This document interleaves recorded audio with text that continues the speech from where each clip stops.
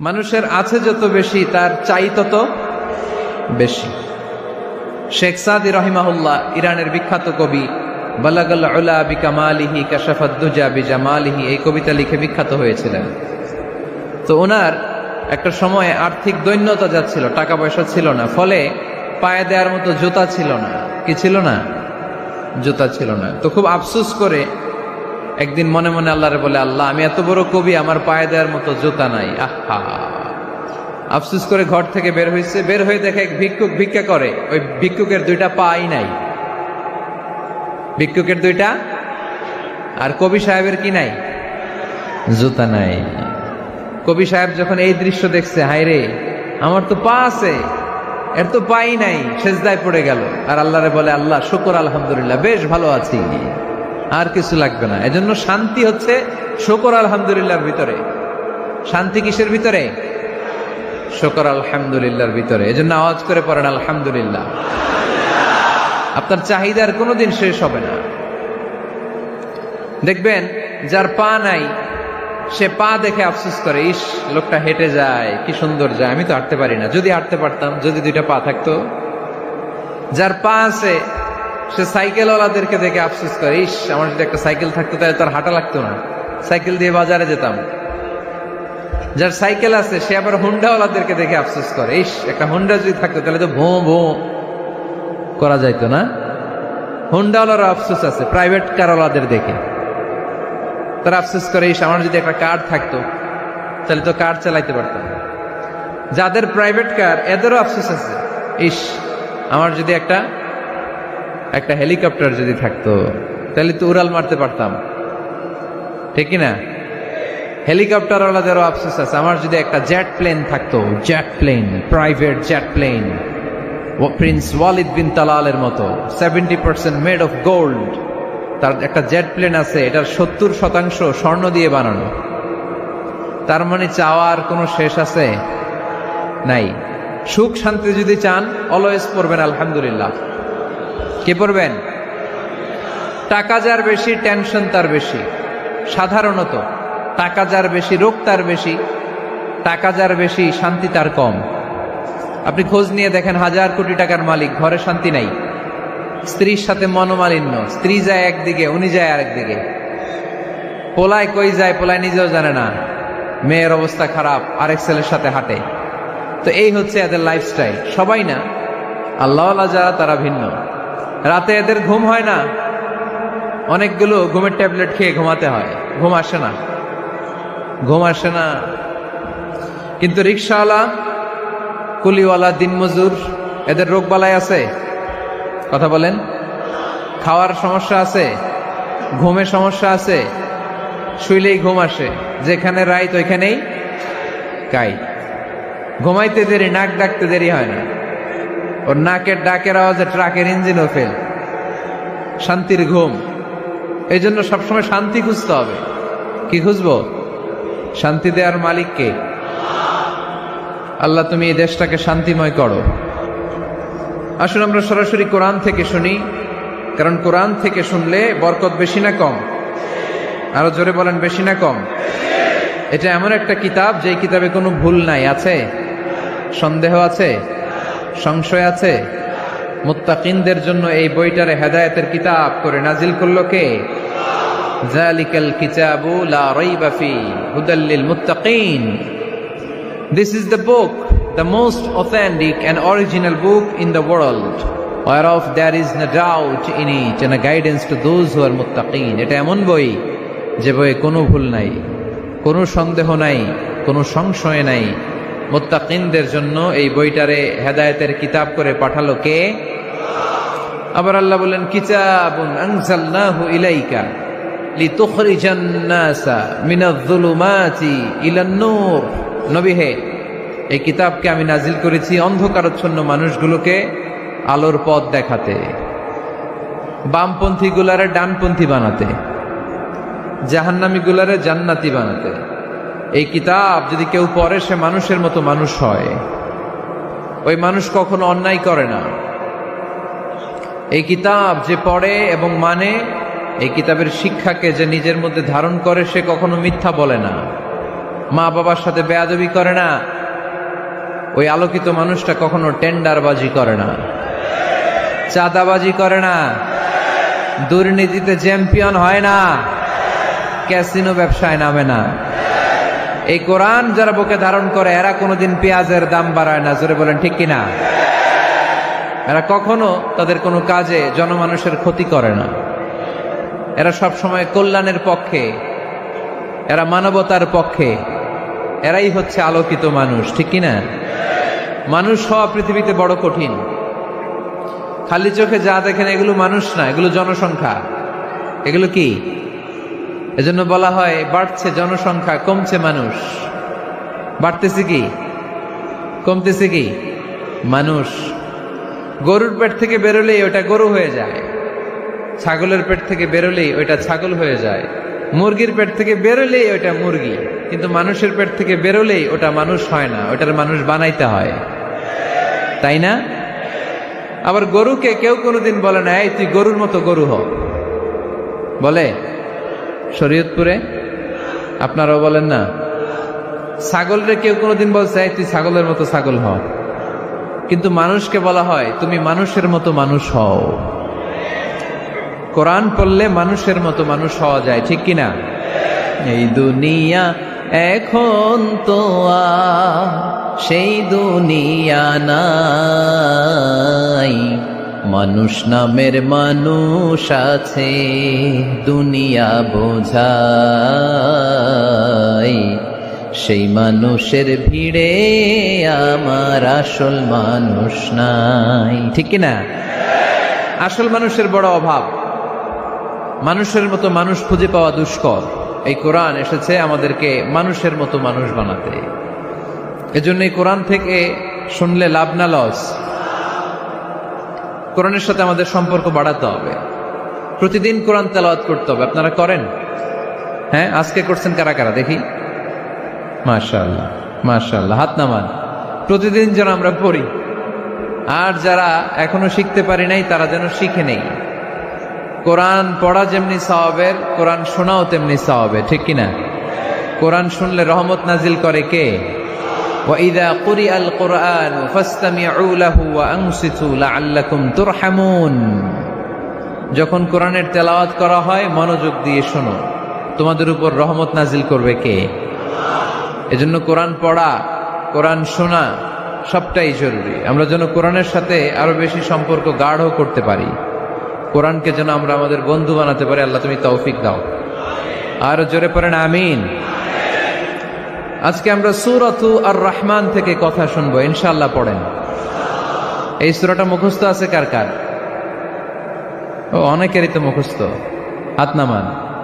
এই সূরাটা যদি মুখস্থ নাও থাকে, এই সূরার মধ্যে এমন একটা আয়াত আছে এইটা সবার মুখস্থ, ঠিক কিনা? ফাবিআইয়ি আলা রাব্বিকুমা তুকাদ্দিবান, আমার কোন নিয়ামতকে তোমরা অস্বীকার করবে। এই আয়াতটা সবার মুখস্থ আছে না নাই? মজার ব্যাপার হলো এই আয়াতটা আল্লাহ তাআলা এই সূরার ভেতরে একবার, দুইবার, 5 বার, 10 বার নয়, 31 বার উল্লেখ করেছেন। কয়বার? 10 বার বললেও তো হইতো, 20 বার বললেও তো হতো, 31 বার বললেন কেন? তার মানে এটা জরুরি, এটার সিগনিফিক্যান্স, তাৎপর্য অনেক বেশি। যে জিনিস যত গুরুত্বপূর্ণ এটা বারবার বলতে হয়, ঠিক কিনা? এই জন্য আল্লাহ তাআলা বারবার বলেছেন, বারবার আমাদেরকে সচেতন করেছেন। ফাবিআইয়ি আলাই রাব্বিকুমা তুকাদ্দিবান, আল্লাহ বলেছেন এই মানব জাতি আর জিন জাতি, আমার কোন নিয়ামতকে তুই অস্বীকার করবি বল? কোন নিয়ামতকে অস্বীকার করবেন বলেন? আল্লাহর কোন নিয়ামতকে অস্বীকার করার কোন সুযোগ আছে? ওয়া ইন তাউদ্দু নি'মাতাল্লাহি লা তুহসুহা ইন্নাল ইনসানা লাযালুমুন কাফার। যদি আমার নিয়ামতগুলো গুনতে শুরু করে দাও, গুনতে গুনতে তোমার জীবন শেষ হয়ে যাবে, হায়াত ফুরিয়ে যাবে। আমি আল্লাহর নিয়ামত গুনে কশিনকালেও তোমরা শেষ করতে পারবে। সাগরের জল যদি কালি হয়ে যায়, গাছের পাতা যদি খাতা হয়ে যায়, সাগরের জল নামক কালি দিয়ে গাছের পাতা নামক খাতার উপরে যদি আল্লাহর প্রশংসা লিখতে শুরু করে দেন, আল্লাহ বলে গাছের পাতাও ফুরিয়ে যাবে, সাগরের জলও ফুরিয়ে যাবে, কিন্তু আমার প্রশংসা করে তোমরা শেষ করতে পারবে না। এজন্য আল্লাহর প্রশংসা করতে হবে বেশি বেশি নাকি কম কম? কম কম না বেশি বেশি? ফাবিআইয়ি আলাኢ রাব্বিকুমা তুকাযযিবান, আমার কোন নিয়ামতকে তোরা অস্বীকার করবি বল। O mankind and jinnkind, which of my mercy and blessings you want to deny? আমার কোন নিয়ামতকে অস্বীকার করবি? অস্বীকার করার সুযোগ আছে? নাই। আল্লাহর হাবিব সাল্লাল্লাহু আলাইহি ওয়াসাল্লাম এই সূরাটাকে বড় পছন্দ করতেন। সাহাবাদেরকে একবার তিনি এই সূরাটা তেলাওয়াত করে শোনালেন। সাহাবারা চুপচাপ, ঠিক যেমন এখন আপনারা চুপচাপ। আল্লাহর হাবিব বললেন, ও সাহাবারা, তোমরা তো এই সূরা শুনে চুপ করে বসে আছো, কিন্তু তায়েফের ময়দানে জিনদের কাছে এই সূরাটা আমি তেলাওয়াত করেছিলাম, তারা কিন্তু চুপচাপ বসে থাকে নাই। যতবার আমি ফাবিআইয়ি আলাኢ রাব্বিকুমা তুকাযযিবান পড়েছি, এই আয়াতের বিপরীতে তারা উত্তর দিয়েছে, কারণ এই আয়াতটা একটা প্রশ্ন। It's a question from your lord to mankind and jinnkind. এটা আল্লাহর পক্ষ থেকে মানব জাতি এবং জিন জাতির কাছে রেখে দেওয়া একটা প্রশ্ন। ফাবিআইয়ি আলাኢ রাব্বিকুমা তুকাযযিবান, আমার কোন নিয়ামতকে অস্বীকার করবি তুই? আল্লাহর কোন নিয়ামত অস্বীকার করার কোন ক্ষমতা আমাদের আছে? নাই, অসম্ভব। এজন্য এটা একটা প্রশ্ন। আল্লাহর হাবিব বললেন, ও আমার প্রাণের সাহাবারা, তোমাদের সামনে যখন সূরা আর রহমান তেলাওয়াত করলাম তোমরা চুপচাপ, কিন্তু তায়েফের ময়দানে যখন জিনদের কাছে তেলাওয়াত করেছি তখন তারা চুপচাপ থাকে নাই। যতবার আমি ফাবিআইয়ি আলাኢ রাব্বিকুমা তুকাযযিবান তেলাওয়াত করেছি, প্রত্যেকটা আয়াত শেষে এই প্রশ্নের উত্তর তারা দিয়েছে। সুবহানাল্লাহ পড়েন। যতবার এই আয়াতটা পড়েছি প্রত্যেকবার এই আয়াত শেষে তারা প্রশ্নের উত্তর দিয়েছে। তারা প্রত্যেকবার বলেছে, লা বিশাইইম মিন নিআমিকা রাব্বানা নুকাযযিবু ফালাকাল হামদু। আল্লাহ, তোমার কোন নিয়ামত অস্বীকার করার কোনো সুযোগ নাই, সব প্রশংসার মালিক তুমি। আবার যখন এই আয়াতটা আমি পড়েছি আবার উত্তর দিয়েছে, আবার আমি পড়েছি আবার উত্তর দিয়েছে। এরকম একবার নয়, দুইবার নয়, 5 বার নয়, 10 বার নয়, 31 বার এই আয়াতটা তেলাওয়াতের পর পর জিনেরা এই আয়াতের উত্তর আমার সামনে দিয়েছে। সুবহানাল্লাহ পড়ো। লা বিশাইইম মিন নিআমিকা রাব্বানা নুকাযযিবু ফালাকাল হামদু। We cannot deny any of your mercy and blessings. All praises to you. All praises to you. সব ক্ষমতার মালিক একজন, চিল্লায় বলতে হবে, তিনি কে? তিনি হচ্ছেন আল্লাহ। সূরাতু আর রহমান, সূরার নাম কি? আরো জোরে বলেন। কোরআনের 55 নম্বর সূরা এটা। কত নাম্বার? আয়াত আছে 78টা। কয়টা? সূরাটা মাক্কি সূরা। কি সূরা? এবার প্রশ্ন করি, উত্তর দেন। এই সূরাটা কোরআনের কততম সূরা? 55। আয়াত কয়টা? 78টা। মাক্কি না মাদানী? মাশাআল্লাহ, এই তো আপনারা উত্তর করতে পেরেছেন। এই সূরাটার একটা চমৎকার নাম আছে। বাইহাকী শরীফে আল্লাহর হাবিব সাল্লাল্লাহু আলাইহি ওয়াসাল্লাম ইরশাদ করেন, ইন্না লিকুল্লি শাইইন আরুস ওয়া আরুসুল কুরআনি সূরাতু আর রহমান। আল্লাহর হাবিব বললেন, সবার জন্য একজন নববধূ আছে, কোরআনেরও একটা নববধূ আছে। কোরআনের নববধূর নাম হচ্ছে সূরা আর রহমান। আওয়াজ করে সুবহানাল্লাহ বলতে পারলেন না? নববধূ বুঝেন তো? হ্যাঁ, নতুন বউ। নববধূ মানে কি? আল্লাহর হাবিব বললেন, ইন্না লিকুল্লি শাইইন আরুস ওয়া আরুসুল কুরআনি সূরাতু আর রহমান। সবার জন্য একটা নববধূ আছে, কোরআনেরও একটা নববধূ আছে। কোরআনের নববধূর নাম সূরা আর রহমান। নববধূ যেমনি বাসর রাতে হাতে পায়ে আলতা মেখে, বেনারসি শাড়ি পরে, লিপস্টিক দিয়ে, খোপায় ফুল দিয়ে, জুয়েলারি পরে, অর্নামেন্টস পরে, মেকআপ করে, পার্লারিং করে তার স্বামীর জন্য ওই রাতে সে নিজেকে উজাড় করে সাজায়, ঠিক কিনা? ঠিক তেমনি আল্লাহ তাআলা এই দুনিয়াতে আমাদেরকে কি কি নিয়ামত দিয়েছেন, আবার কি কি নিয়ামত জান্নাতে গেলে দিবেন, তার সব কিছু বর্ণনা করে এই সূরাটাকে তিনি উজাড় করে সাজিয়েছেন। সূরাটার নাম কি? আরো জোরে বলেন, কি নাম? আর রহমান। একটা দুর্বল বর্ণনায় এসেছে, দুর্বল বর্ণনায়, যে আল্লাহ তাআলা, স্বয়ং আল্লাহ তাআলা জান্নাতে জান্নাতীদেরকে এই সূরা আর রহমানটা নিজ কণ্ঠে তেলাওয়াত করে শোনাবেন। আমরা আল্লাহর কণ্ঠের তেলাওয়াত শুনতে চাই কি চাই না? আল্লাহর তেলাওয়াত কি আমাদের মতো তেলাওয়াত? আল্লাহ দেখতে কি আমাদের মতো? লাইসা কামিসলিহি শাই, তার মতো কেউ নাই। তার মতো কেউ আছে? তার মতো কেউ নাই। তিনি তার মতো। তিনি কার মতো? তিনি তার মতো। লাইসা কামিসলিহি শাই। জান্নাতীরা যখন জান্নাতে ঢুকবে, আল্লাহ তাআলা প্রশ্ন করবেন, ও জান্নাতীরা, এই কোরআনে যত নাজ নেয়ামতের বর্ণনা দিয়েছিলাম তার সবগুলো কি তোমরা পাই টু পাই বুঝে পেয়েছো? জান্নাতীরা বলবে পেয়েছি। হঠাৎ এক জান্নাতি হাত তুলে বলবে, আল্লাহ একটা জিনিস তো পাই নাই। সবাই বলে পাইছি, তুমি পাও নাই। কি পাও নাই? কয় আমনেরই তো পাই নাই। সুবহানাল্লাহ পড়বেন না? আপনাকেই তো পাই নাই। সব দেখলাম, সব খাইলাম, সব দেখলাম, কিন্তু আপনারে তো দেখলাম না। আল্লাহ তাআলা তখন বিশাল জান্নাতের এক কনফারেন্স রুমে সবাইকে বসিয়ে আল্লাহর দিদার মানুষকে দেখাবেন। আল্লাহ তাআলা তার গোপন সৌন্দর্যকে সেদিন জান্নাতীদের সামনে প্রকাশ করে দিবেন। আল্লাহর হাবিব বসবেন ওই কনফারেন্স রুমে সবার সামনে।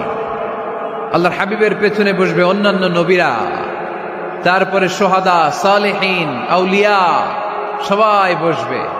ওই জান্নাতের কনফারেন্স রুমে আমরাও যেন বসার জায়গায় পাই। আল্লাহ তুমি তৌফিক দিয়ে দিও।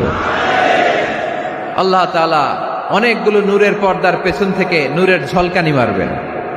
ওই ঝলকানি এক মুহূর্তের জন্য দিবেন। এক মুহূর্ত। কয় মুহূর্ত? 70,000 নূরের পর্দার কথা বলা হয়। এই বর্ণনাটাও দুর্বল। পর্দা আছে কিন্তু কয় হাজার জানে কে? আল্লাহ। ওই পর্দা সরিয়ে আল্লাহ তাআলা সৌন্দর্যের বা নূরের ঝলকানির এক আলোকচ্ছটা জান্নাতীদের সামনে তুলে ধরবেন এক মুহূর্তের জন্য। কয় মুহূর্ত? আলোকচ্ছটা দিয়েই আবার নাই, আবার সরায় ফেলবেন। ওই এক মুহূর্ত দেখে জান্নাতীরা পাগল হয়ে যাবে। অপলক নেত্রে তাকিয়ে থাকবে এইভাবে, চোখের পলক ফেলবে না, চোখ মেলে তাকিয়ে আছে। কিন্তু সামনে কিন্তু আল্লাহর নূর আর নাই, কারণ ওইটা আসছিল কয় মুহূর্তের জন্য? এক মুহূর্ত পরে নাই। কিন্তু কি যে দেখলাম, কত সুন্দর! কোটি কোটি বছর এরকম অপলক নেত্রে জান্নাতীরা তাকিয়ে থাকবে। ইন্নাল্লাহা জামিলুন ইউহিব্বুল জামাল। আল্লাহ নিজে সুন্দর, সৌন্দর্যকে